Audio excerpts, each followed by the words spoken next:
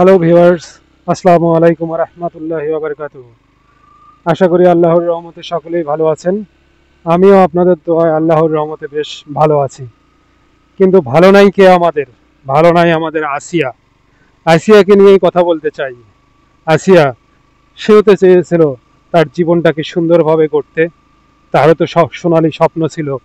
সে স্বপ্নে নিজেকে রাঙাতো এবং তার ভবিষ্যৎকে সে সদা সর্বদা তার স্বপ্নের ভিতরে লালন করত।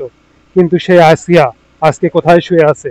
সেই আসিয়া আজকে শুয়ে আছে হাসপাতালের বিছানায়। তার শরীরে ক্ষত বিক্ষত দাগ, কিন্তু সেগুলো করলো কে? আমাদের এই সমাজের এই কোনো না কোনো পুরুষ। আসিয়া, সে তো অনেক সুন্দর একটা মন নিয়ে সে তার বোনের বাড়িতে গিয়েছিল। বোনের বাড়িতে গিয়ে সেখানে সে রাত্রি যাপন করতে গিয়েই তার এই পরিণতি নেমে আসে। তার যে কাপুরুষ কালপ্রিট যে তাওয়াই আছে, সেই তাওয়াই তাকে এই বিভৎস অবস্থার জন্য আজকে দায়ী। কিন্তু এখানে শুধু আমরা যদি দেখি ডাক্তারদের যে অবজারভেশন, সেই অবজারভেশনকে যদি আমরা অনুসরণ করি, সেখানে যদি আমরা জানতে চাই যে ঘটনাটি কি হয়েছিল, সেখানে ডাক্তাররা যেটা বলছে যে তাকে খুশিয়ে খুশিয়ে তাকে জখম করা হয়েছে। কত বিকৃত মানসিকতার! আর এই খুশিয়ে খুশিয়ে যে তাকে জখম করা হয়েছে, এটা একাকী একজন ব্যক্তি একজন নারীকে বা শিশুকে কিন্তু এইভাবে জখম করতে পারে না। এখানে তার সহযোগীও ছিল। এখানে ওই আসিয়ার যে বোন, তার যে স্টেটমেন্ট, যেটা এটিএন নিউজে দেখা গেছে, সেখানে তিনি বলছেন যে সিওরি করার আগে তিনি ঘুম থেকে ওঠেন, উঠে দরজা খুলে তারপর সিওরির জন্য কাজে যান, মানে রান্না বান্নার কাজে যান। এই সময়ের মধ্যেই মনে হয় তারা এই বাবা এবং ছেলে মিলে, মানে আসিয়ার তাওয়াই এবং দুলাভাই মিলে তাকে বাইরের কোনো একটা জায়গায় নিয়ে যায়। সেখানে গিয়ে তাকে এইভাবে একটা সমাজের কাছে, তার নিজের কাছে কতটা ছোট করে তাকে জখম করে তাকে আজকে মৃত্যু কোলে ঠেলে দিয়েছে এই কাপুরুষ এবং পশুসুলভ মানুষেরা। তাই এদের বিচার হওয়া উচিত, কঠোরভাবে বিচার হওয়া উচিত। বাংলাদেশে বর্তমানে যে অবস্থা চলতেছে, তাতে বেশ কিছু নিরাপত্তাজনিত মানে বিশৃঙ্খলা চলতেছে।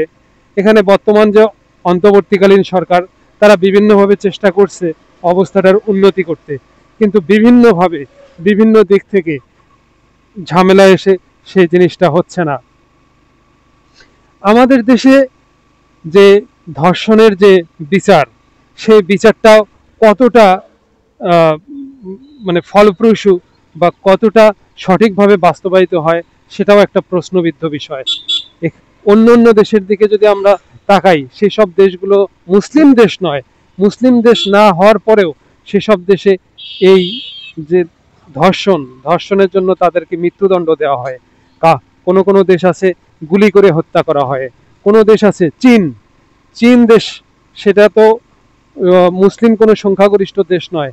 সেখানে একজন ধর্ষকের যৌনাঙ্গ, মানে পুরুষ ধর্ষকের যৌনাঙ্গটাকে কেটে ফেলা হয়। হ্যাঁ, কত বড় শাস্তি!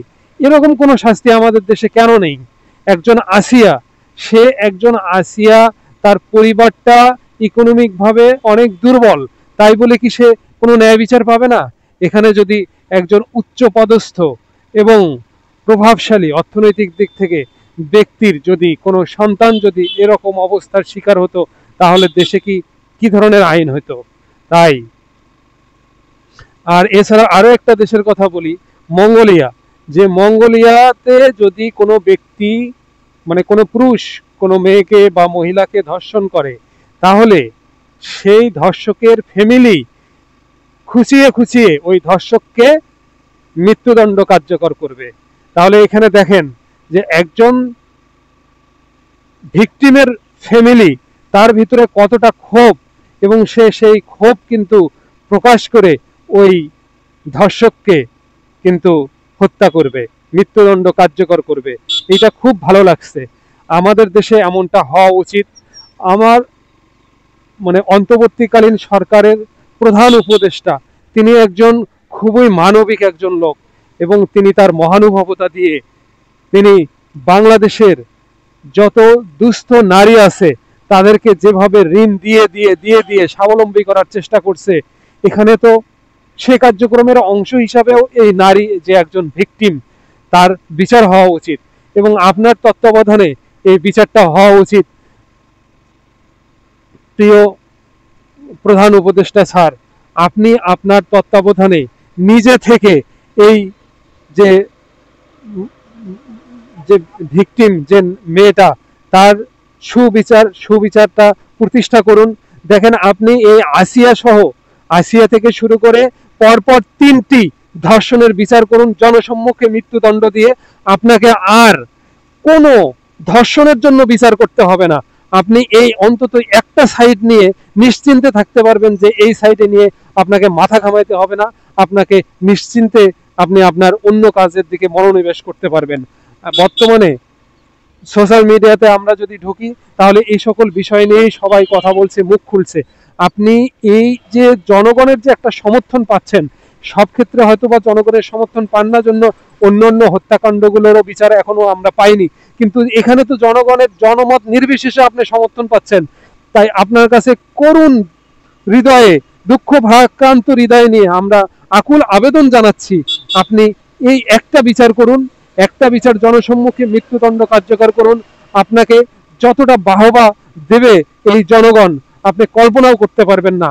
আপনার কাছে আকুল আবেদন, আপনি এই একটা কাজ অন্তত করুন, জনসম্মুখে বিচার করে একটা উদাহরণ তৈরি করুন, যাতে কোনো ধর্ষক, কোনো পুরুষ, কোনো নারী, শিশুর দিকে এই কুদৃষ্টিতে তাকাতে না পারে।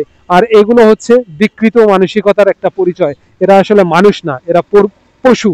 এদেরকে শুধু জনসম্মুখে হত্যা না, জনসম্মুখে এমনভাবে হত্যা করা দরকার যাতে সে বরাবরই বলতে থাকে যে আমাকে মুক্তি দাও, আমাকে মুক্তি দাও।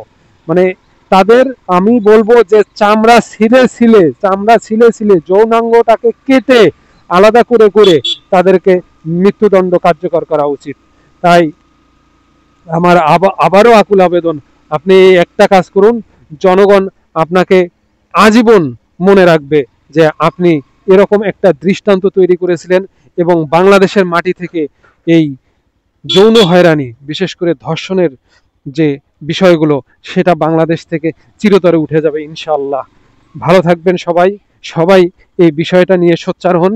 আমরা চাই আমাদের দেশটা শান্তি শৃঙ্খলায় ভরে উঠুক, নারী পুরুষ নির্বিশেষে সবাই স্বাধীনভাবে চলাফেরা করতে পারুক। ভালো থাকবেন সবাই, দোয়া রাখবেন আমার জন্য। আসসালামু আলাইকুম ওয়া রাহমাতুল্লাহি ওয়া বারাকাতুহু।